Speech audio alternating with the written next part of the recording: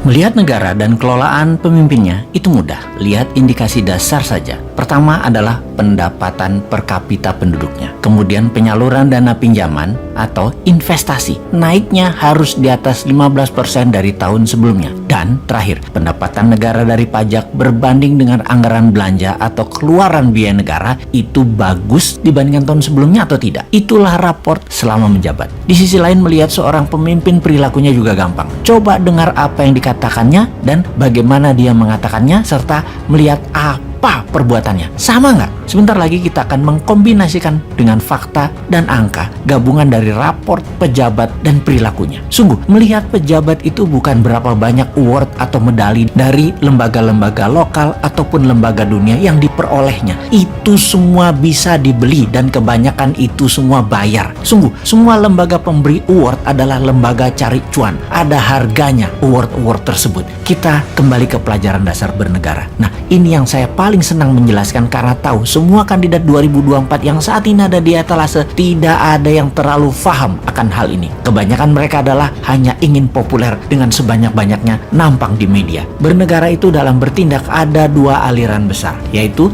liberal dan di sisi seberangnya ada yang namanya konservatif. Konservatif itu lebih compassionate. Gak tak terjemahin ya. Sekali gitu loh. Biar pada nengok Wikipedia. Oke, kita lanjut. Sementara liberal lebih memilih safety atau security. Kaum konservatif biasanya sangat peduli dengan social safety net atau jaring pengaman sosial. Atau gini deh.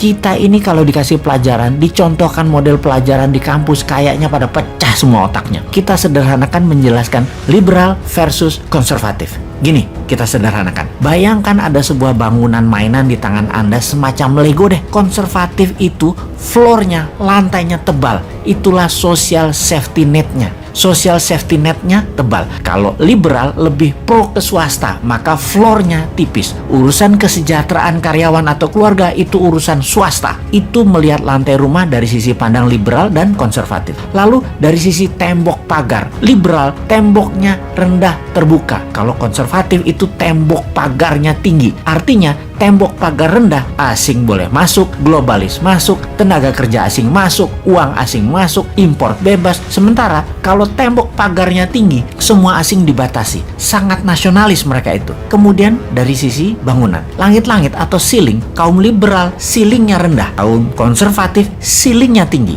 Gaji kaum buruh di dunia konservatif itu tinggi. Di dunia liberal tergantung kesepakatan kaum pekerja dan kaum pemilik usaha. Sekali lagi, tergantung employee dan employer. Saat ini Indonesia ceilingnya tinggi diatur negara, tembok pagarnya rendah, lantainya tebal awalnya tapi sekarang mulai menipis. Tembok pagar sangat rendah karena asing masuk di semua lini, mulai dari orang asing, teknologi asing hingga hutang asing. Lantai menipis karena jaring pengaman sosial seperti biaya pendidikan, kesehatan yang ditanggung oleh negara sekarang mulai tipis duitnya. BPJS itu banyak buat rumah sakit merugi. Itu misalnya. Ketika Newman nanti mendapat mandat, maka ceilingnya akan adil. Swasta dan negara saling melengkapi. Pastinya tinggi. Lantai rumah super tebal dengan pupuk gratis, bunga 0%, printing money untuk UKM, create supply terutama UKM yang ekspor. Tembok pagar tinggi sedikit, asing tidak masuk terutama yang akan mengambil sumber daya alam. Tenaga kerja asing hanya yang untuk transfer knowledge dan hal-hal yang asing hanya untuk hal yang produktif seperti ilmu pengetahuan asing yang tinggi itu boleh masuk. Namun tenaga buruh rendahan,